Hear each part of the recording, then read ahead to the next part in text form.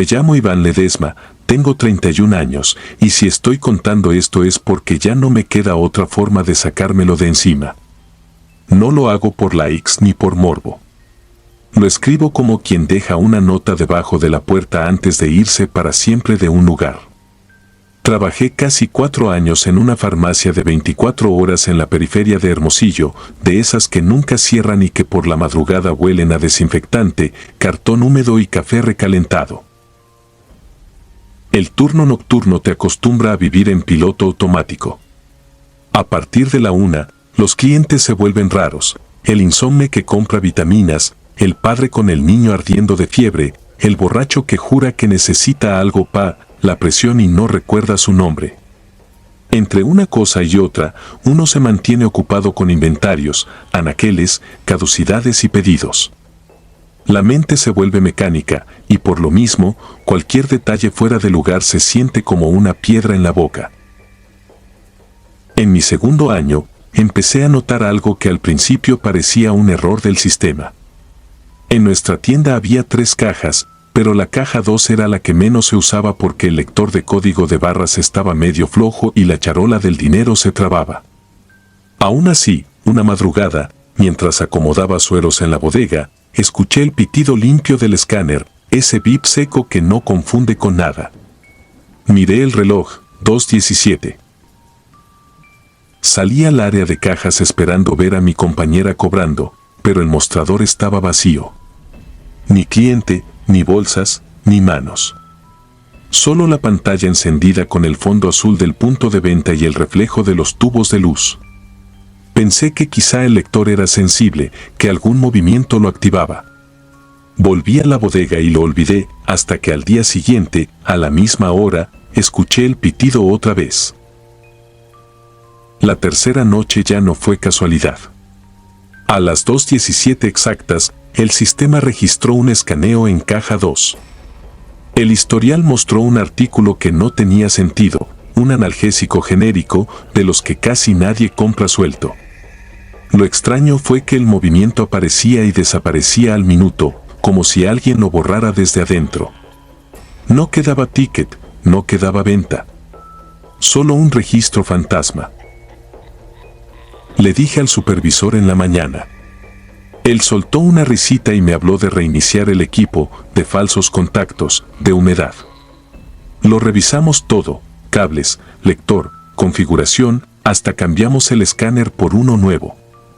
La farmacia estaba llena de cámaras, así que esa misma noche me esperé para revisar el video. Busqué el minuto exacto. La caja aparecía sola, inmóvil, sin sombras raras. Y aún así, en el audio se escuchaba el bip, claro, como si alguien hubiera pasado un producto frente al lector con una calma perfecta.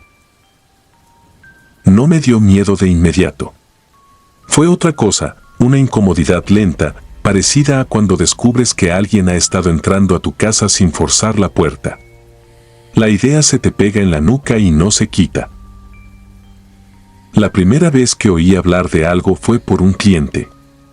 Entró a las 2:15, pidió toallas húmedas y un jarabe, y mientras yo lo acompañaba al pasillo me preguntó, así como quien pregunta por el baño, si todavía se aparecía la señora de la caja. Me reí por reflejo, pero el tipo no se rió conmigo. Señaló hacia el área de cobro como si le diera asco. Dijo que años atrás una mujer había entrado con dolor fuerte, que ni siquiera alcanzó a pedir ayuda. Se desplomó justo ahí, frente a caja 2, y murió antes de que llegara la ambulancia. Me lo contó sin adornos, como si hablara de una fuga de agua. Antes de irse añadió algo que me heló: dicen que todas las finales de mes vuelve a pagar lo que no alcanzó a pagar. Esa misma mañana busqué la nota en internet. La encontré rápido, fecha, foto borrosa y un párrafo frío diciendo que fue un infarto fulminante a las 2:17 de la madrugada. Me quedé mirando el número como si fuera una dirección. Desde entonces, el turno cambió de sabor. Empecé a notar detalles que antes no veía, la temperatura bajando siempre cerca de la caja 2, como si el aire acondicionado apuntara solo ahí, el leve olor a mentol que aparecía sin razón, y algo peor, Un sonido casi imperceptible, como el rozar de una bolsa plástica, justo cuando el reloj se acercaba a las 2:17. Una madrugada decidí quedarme ahí parado, a propósito, con las manos sobre el mostrador, mirando el lector.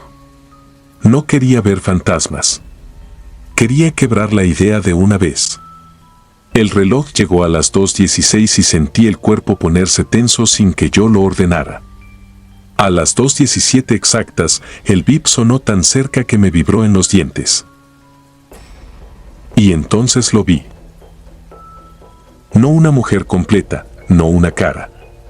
Fue peor porque fue mínimo y realista, la impresión leve de un peso hundiendo la alfombra del lado del cliente, como si alguien se parara ahí.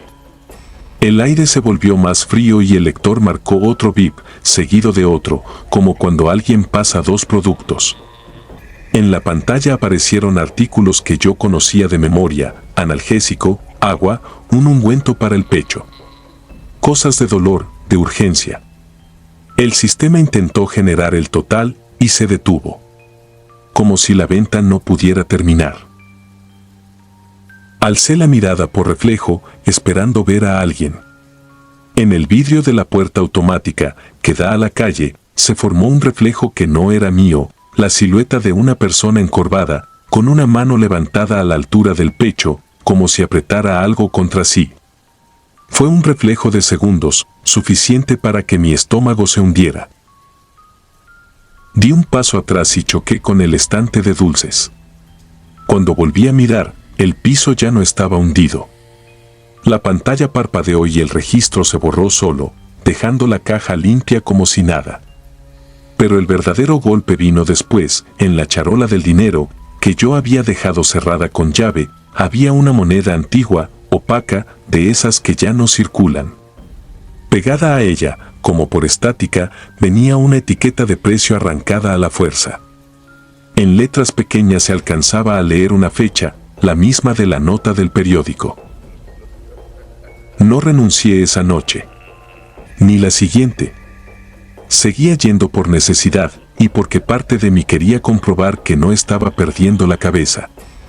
Pero desde ese día pasó algo nuevo. Cada madrugada, a las 2:16, la puerta automática hacía un intento de abrirse sola, como si detectara a alguien afuera. Un SHHH breve, y luego nada.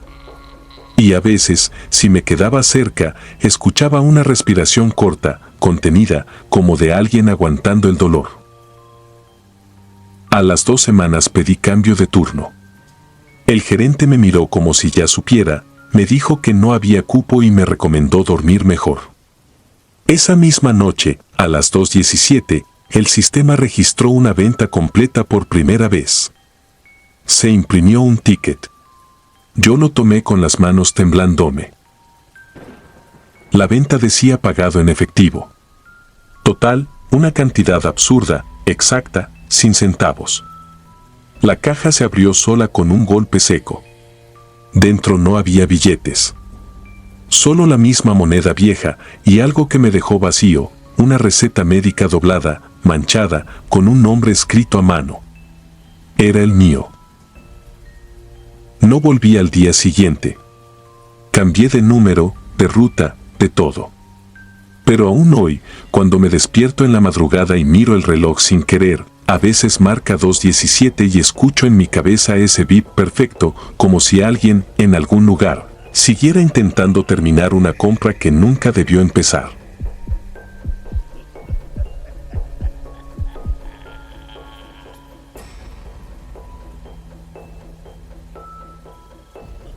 Me llamo Nadia Salgado y en 2018, cuando cumplí 31, trabajaba como vigilante nocturna en una farmacia de cadena en la periferia de León, Guanajuato, sobre una avenida larga donde los camiones dejan de pasar después de las 2. Elegí ese turno por necesidad, no por valentía. En la noche pagan un poco más, hay menos pleitos, menos robos, menos gente que te habla. Lo único que hay de sobra es silencio, y tiempo para escuchar cosas que durante el día se esconden bajo el ruido.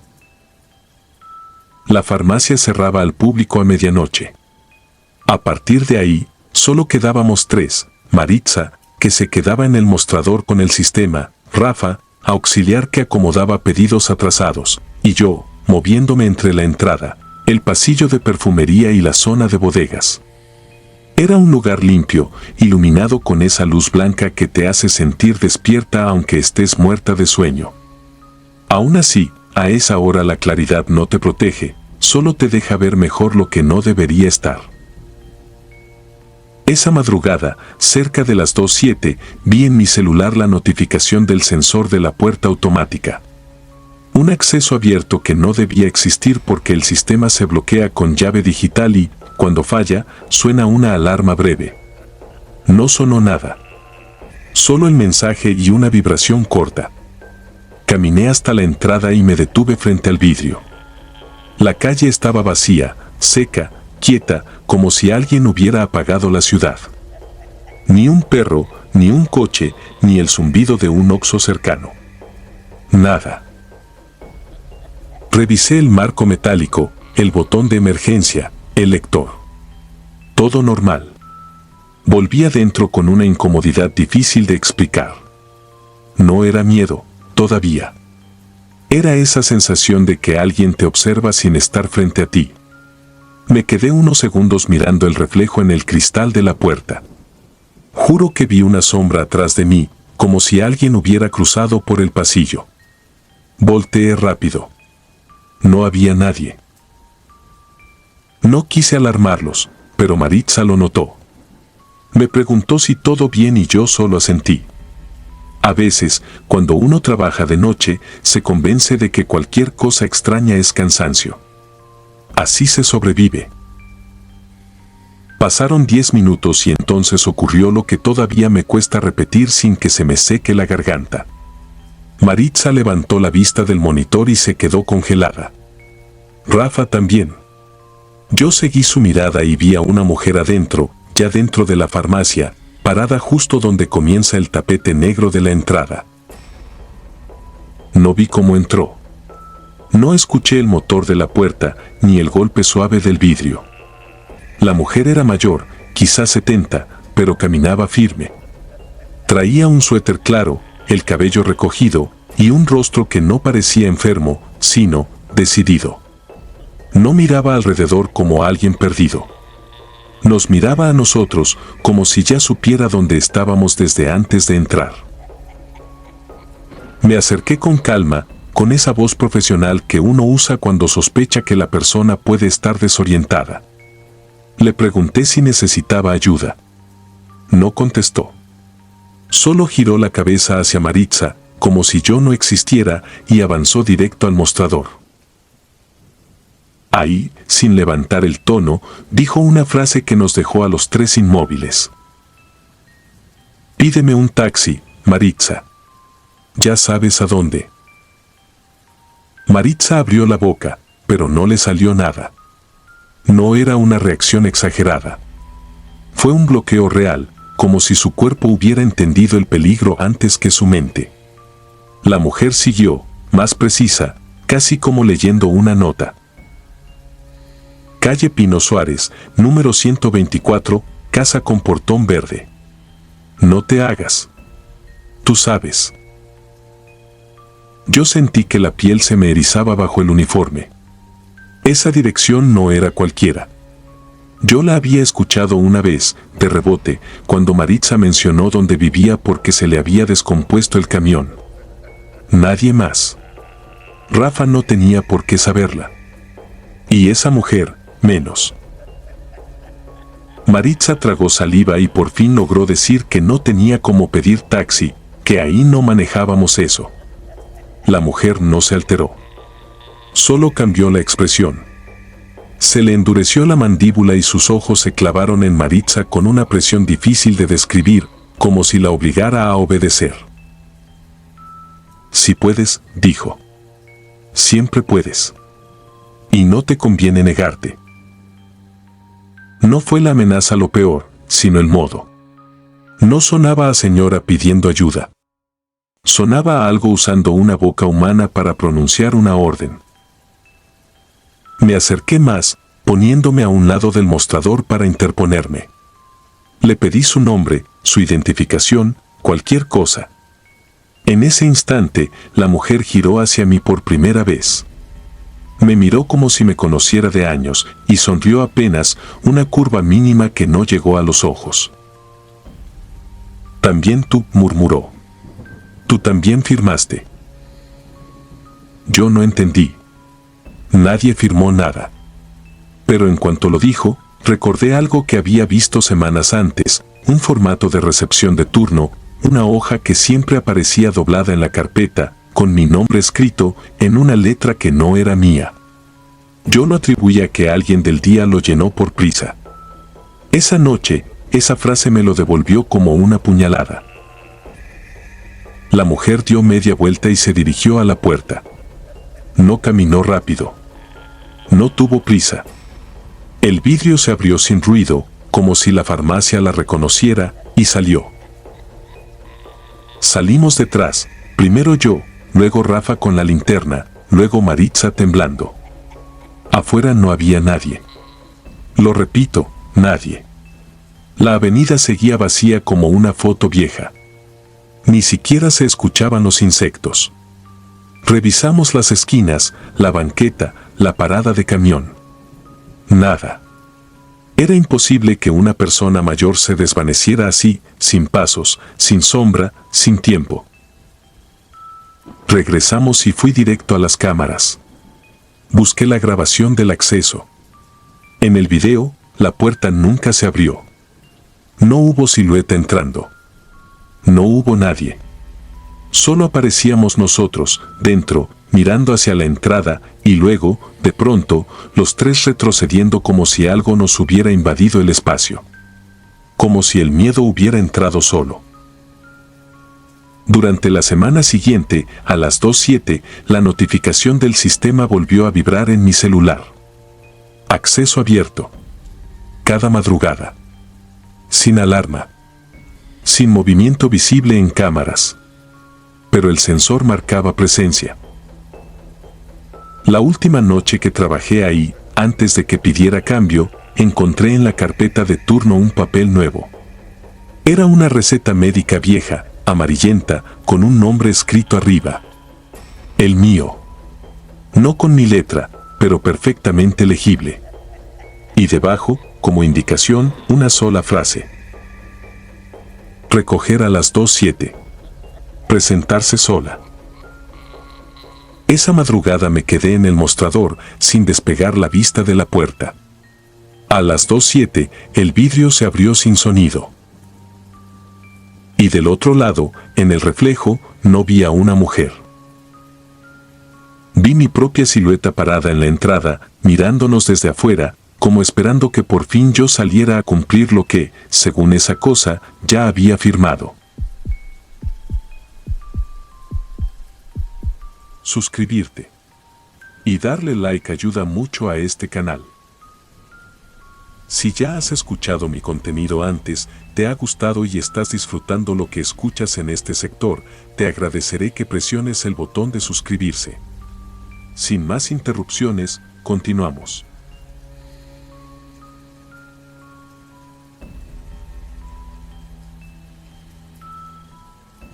Me llamo Iván y en 2019 trabajé varios meses en una farmacia de cadena, de esas que nunca cierran, en un tramo viejo del centro histórico de Puebla. Tenía 26 años y una necesidad simple: pagar renta, saldar deudas, aguantar el golpe de la vida adulta sin regresar a casa de mi madre. El turno nocturno me convenía porque pagaba un poco más y porque, según el gerente, a esa hora no pasa nada. Yo también lo creía. No era supersticioso. De niño me burlaba de la gente que decía sentir presencias. Me bastaba la lógica, cansancio, sugestión, sombras mal acomodadas. Además, una farmacia a las 3 de la mañana no tiene misterio, solo tiene silencio, luces frías y el zumbido constante de los refrigeradores donde guardan insulina. En la noche éramos dos, yo detrás del mostrador y Elías, el guardia. Un tipo de hombros caídos, bigote ralo, unos 50 y tantos que hablaba lo necesario y caminaba como si cuidara un lugar que no le pertenecía. La primera madrugada me enseñó las reglas no escritas del sitio: no dejar la puerta trasera abierta, no meterse al baño de empleados si alguien acaba de salir porque se queda el olor, no acercarse demasiado al depósito de controlados si el sistema marca error. Cosas normales, hasta que, ya con el café servido, soltó lo raro. Me dijo que si escuchaba que me hablaban desde el pasillo del almacén, no contestara. No lo dijo en tono de broma. No sonrió. Ni siquiera me miró al decirlo. Parecía más una indicación de seguridad, como cuando te advierten de un cable pelado. Te puede llamar con tu voz, agregó, despacio, como si midiera cada palabra. O con la de alguien que conoces. Yo solté una risa corta, por reflejo. Elías no reaccionó. Solo alzó la vista por primera vez y me clavó los ojos. No lo sigas. No le respondas. Y si te pide que abras, menos. Me dio vergüenza mi risa. Asentí para que cambiara el tema y esa noche transcurrió normal: un par de clientes por analgésicos, un señor buscando gotas para los ojos, una mujer con prisa por una prueba de embarazo. Entre cada visita yo acomodaba productos, revisaba fechas de caducidad y limpiaba el área de cajas. El pasillo del almacén quedaba al fondo, largo, estrecho, iluminado con lámparas que parpadeaban apenas, como si tuvieran sueño. Pasó una semana sin nada raro. Hasta que, una madrugada, a eso de las 3:12, cuando el local estaba vacío y Elías hacía su recorrido afuera, escuché mi nombre por primera vez. No fue un ruido ambiguo. No fue el típico creí escuchar. Fue claro, articulado, a un volumen normal, como si alguien estuviera del otro lado del pasillo, a pocos metros. Iván. Levanté la cabeza de inmediato. El local era una pecera blanca. No había clientes. El pasillo del almacén se veía vacío. Sentí una especie de vergüenza instantánea, como cuando te cachan distraído. Pensé que era Elías entrando por atrás, que tal vez había regresado sin hacer ruido. Caminé 2 pasos hacia el pasillo y entonces recordé la advertencia.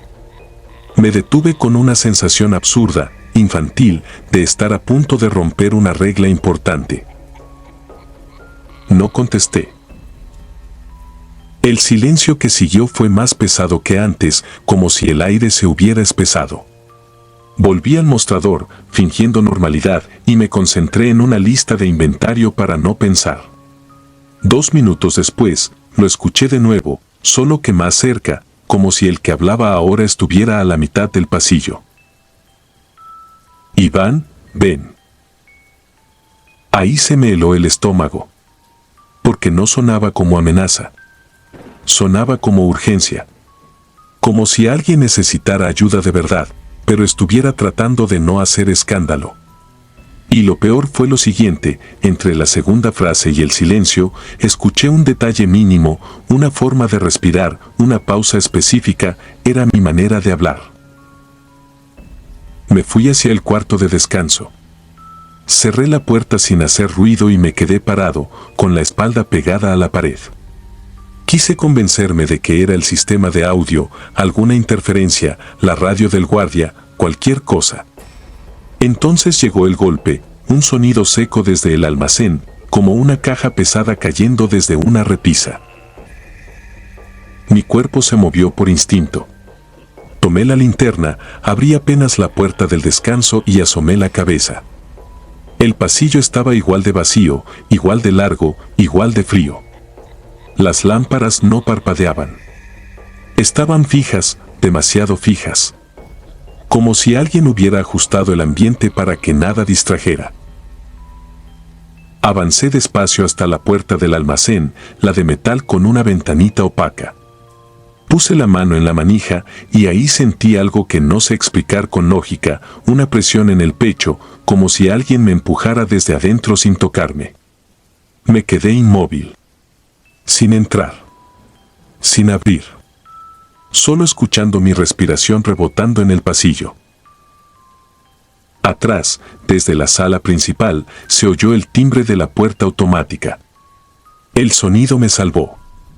Era Elías entrando.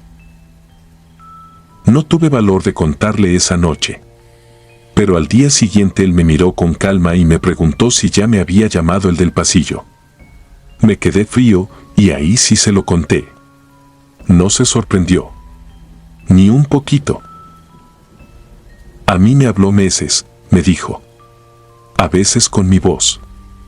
A veces con la de mi hija cuando estaba chiquita.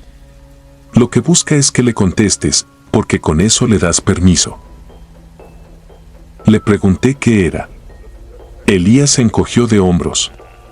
Me habló de un cliente que se desplomó años atrás en el baño de empleados de un antiguo consultorio en ese mismo edificio, de gente que renunció sin avisar. Historias sueltas. Nada comprobable. Y, aún así, su miedo era práctico, como el de alguien que no especula, solo sobrevive. Desde esa noche decidí no acercarme al almacén si estaba solo. Y funcionó, hasta que, 2 semanas después, una madrugada escuché un golpe más fuerte, seguido por el sonido de vidrio quebrándose. Pensé en medicamentos caros, en un reporte, en descuento de nómina. Me ganó la responsabilidad. Caminé rápido por el pasillo y abrí la puerta del almacén. La luz interior estaba encendida, pero era una luz amarillenta, vieja. El almacén olía distinto, como a polvo húmedo, como a ropa guardada demasiado tiempo. Vi cajas acomodadas, estantes, nada fuera de lugar. Y entonces, al fondo, entre 2 anaqueles, distinguí una figura quieta.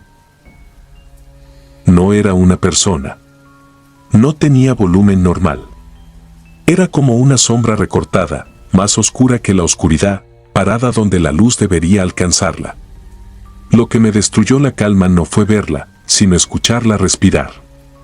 Una respiración lenta, medida, muy cerca de mi oído, aunque la figura estuviera lejos. Quise retroceder, pero mis pies tardaron en responder, como si el piso me hubiera agarrado. Y justo cuando al fin di un paso hacia atrás, la figura se movió un poco, apenas. No caminó. No avanzó. Solo giró, como si ahora me estuviera mirando. Entonces escuché mi voz, nítida, pegada al oído. Gracias por abrir. Cerré la puerta de golpe y corrí al mostrador. Me temblaban las manos tanto que no podía marcar el teléfono interno. Elías entró corriendo al verme, y antes de que yo dijera algo, él miró hacia el pasillo y palideció como si acabara de escuchar lo mismo que yo. No renuncié al día siguiente. No fui valiente. Me quedé todavía unas semanas, fingiendo normalidad, evitando el almacén, trabajando mecánicamente. El miedo no se fue. Se volvió rutina. Y la rutina es lo que te vuelve vulnerable. Un mes después, cambiaron al guardia por reajustes. Elías se fue sin despedirse. A la semana pusieron a un nuevo vigilante, joven, burlón, de esos que se ríen de todo porque todavía no han visto nada. Una madrugada lo escuché hablar solo, cerca del pasillo. No era un diálogo. Era una frase corta, contestando. Y luego escuché otra voz, la de él mismo, desde adentro del pasillo, diciéndole su nombre con una ternura imposible. Esa noche, sin pensarlo, apagué mi computadora, dejé el gafete sobre el mostrador y salí por la puerta principal sin mirar atrás. En la esquina, antes de cruzar la calle, volteé por última vez. Desde el fondo, a través del cristal, vi una silueta inmóvil en el pasillo. No tenía rostro. Pero sentí, con una certeza espantosa, que estaba sonriendo con algo que no era una boca. Nunca regresé por mis cosas. Y desde entonces, cada vez que alguien pronuncia mi nombre en un lugar vacío, siento la misma presión en el pecho. Porque hay voces que no te llaman para hablar contigo. Te llaman para que les abras.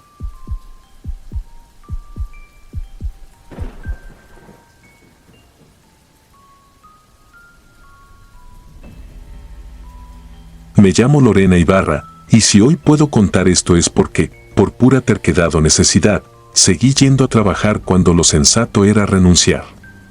Fue en 2017, en una farmacia de guardia nocturna cerca de la carretera vieja, en las afueras de Saltillo, donde la ciudad se apaga temprano y la madrugada se queda sola con su propio eco. Yo era encargada del turno, caja, corte, inventario rápido, llenar anaqueles y vigilar que nadie se metiera con los medicamentos controlados. Lo que uno aprende ahí es a reconocer el tipo de silencio que no es normal. El que se siente como si el local estuviera conteniendo la respiración. Todo empezó con una vitrina baja, de cristal, en el pasillo de bebés. Fórmulas, biberones, cremas, chupetes, toallitas. La típica vitrina que se abre solo con llave, porque siempre falta alguien que quiera ver y luego se confunda y se guarde algo. Esa vitrina era parte del protocolo. Antes de las 2, se revisaba, se limpiaba con un trapo y se dejaba cerrada. La primera vez la encontré entreabierta a las 2:18. Lo sé porque miré el reloj del punto de venta, por costumbre. Pensé que yo misma la había dejado mal cerrada, la volví a asegurar y listo. La segunda noche pasó lo mismo. La tercera también, y fue entonces cuando me di cuenta de que no era solo la puerta, los productos cambiaban. No era un desorden de manos humanas, era otra cosa, más meticulosa. Una lata de fórmula colocada al frente como si alguien la hubiera elegido. Un biberón de vidrio volteado, apuntando hacia abajo como si lo hubieran drenado. Un paquete de toallitas abierto apenas, la pestaña levantada, como si alguien se hubiera detenido en el último segundo. Yo no soy de ideas raras. Soy de revisar cerraduras, cilindros, bisagras. Pedí que cambiaran la chapa, luego el cilindro. Funcionó 2 noches y después volvió, vitrina entreabierta, cosas mínimamente movidas, como una insistencia. El gerente instaló una cámara directa, de esas pequeñas con fecha y hora. También dejó un monitor en la oficina para ver en tiempo real. La primera madrugada que la vitrina amaneció abierta, quisimos revisar el video y el archivo se cortaba. No era que faltara un segundo. Faltaban minutos completos. El registro se detenía alrededor de la 1 y algo y regresaba después, como si alguien hubiera hecho una pausa perfecta en el tiempo. Cambiaron la cámara. Cambiaron el cable. Hasta trajeron un no-break para picos de luz. El corte seguía ocurriendo, siempre de madrugada, siempre en un intervalo distinto, como si algo aprendiera a esquivar el ojo. Empecé a sentir el cambio antes de verlo. Cuando cruzaba hacia ese pasillo, el aire se volvía más frío, pero no como refrigerador, era un frío que te aprieta la nuca y te hace tragar saliva. A veces, al pasar cerca, se me entumían los dedos como cuando te quedas mucho rato con las manos en el agua. Y no era sugestión, porque me pasaba incluso cuando iba distraída. Una madrugada entró un cliente habitual, un señor que manejaba taxi nocturno y siempre llegaba por café. Me vio ojerosa y, como quien no quiere, me preguntó si ya me habían contado lo que había ahí antes. Yo me reí, por educación, y le dije que solo sabía que era un terreno viejo. El señor bajó la voz, como si la farmacia escuchara. Dijo que antes, en ese lugar, hubo un consultorio improvisado, de los de antes, donde atendían partos, fiebres y urgencias. Contó que una noche llegó una mujer joven con un bebé morado en brazos, suplicando que lo ayudaran, que no respiraba bien. El doctor se tardó, o ya era tarde. El niño murió ahí. Y lo que se quedó grabado, según él, no fue la muerte, sino la forma en que la mujer gritó, que su hijo no estaba muerto, que solo dormía, que el lugar estaba maldito. Después nadie volvió a verla, y el consultorio cerró a los meses. Yo escuché esa historia con el mismo gesto con el que escuchas cualquier cosa de madrugada, medio cansada, medio incrédula. Pero esa noche, por primera vez, escuché un sonido que no venía de ninguna parte. Un quejido húmedo, como respiración dificultosa. No era llanto, no todavía. Era el esfuerzo de algo pequeño tratando de jalar aire. Me quedé quieta detrás del mostrador, con el corazón golpeándome lento, como si el cuerpo supiera que moverse era un error. El sonido se repitió, más cerca. Y entonces se apagó el zumbido del refrigerador, como si alguien lo hubiera desconectado. La farmacia quedó en un silencio seco. Lo único que seguía era el LED rojo del monitor en la oficina, parpadeando. Fui hacia el pasillo de bebés sin querer ir. A cada paso, el piso parecía crujir más fuerte. La vitrina estaba cerrada. Por un segundo me tranquilicé. Luego vi el reflejo, una sombra detrás de mí, alta, quieta. Giré de golpe con el impulso del miedo y no había nadie. Volví a mirar al cristal y la sombra seguía, pero no tenía forma humana completa, era como una mancha vertical con algo más pequeño pegado a la altura del pecho, como si cargara un bulto. Sentí un tirón suave en el delantal, abajo, como cuando un niño te jala para que lo mires. Me agaché por instinto y el aire me pegó en la cara con un olor agrio, a leche vieja y medicinas. Ahí fue cuando lo escuché claro, un llanto bajito, cortado, con esa desesperación de quien no logra llenar los pulmones. La vitrina hizo un clic. No fuerte, no violento. El clic exacto de una cerradura soltándose. La puerta se abrió apenas, lo suficiente para que el cristal respirara. Y adentro, donde debería haber fórmulas, vi algo que no encajaba, un hueco oscuro, como si el fondo se hubiera ido hacia atrás. Un espacio imposible, más profundo que la vitrina misma. No grité. No pude. Solo retrocedí, y mientras lo hacía, el llanto se convirtió en un jadeo, y el jadeo en un sonido como de garganta raspada. En el monitor de la oficina, que yo alcanzaba a ver desde el pasillo, la pantalla se puso negra. Y en ese negro apareció un número blanco, grande, como subtítulo, 1:27. La hora exacta. Sin video. Solo la hora flotando. Esa fue la parte que me terminó de romper, que no era una alucinación. Algo estaba interrumpiendo registros, el sonido, la electricidad, mi cuerpo. Volví al mostrador sin correr, como si correr lo invocara. Terminé el corte de caja con manos torpes. No fui a cerrar la vitrina. No volví a mirar hacia ese pasillo. A la mañana siguiente, cuando entró el turno de día, encontraron una sola cosa fuera de lugar, un biberón de vidrio en el piso, intacto, parado, como si alguien lo hubiera colocado con cuidado. Y dentro, en el estante de atrás, una lata de fórmula abierta, pero no vaciada, aplastada hacia adentro, como si algo pequeño hubiera presionado con fuerza desde dentro del metal. No renuncié ese día. Ni el siguiente. La necesidad pesa más que el miedo, hasta que el miedo aprende a esperar. Pero desde entonces, cada vez que el reloj se acerca a la 1:30, la farmacia cambia de temperatura. Y yo ya no reviso esa vitrina.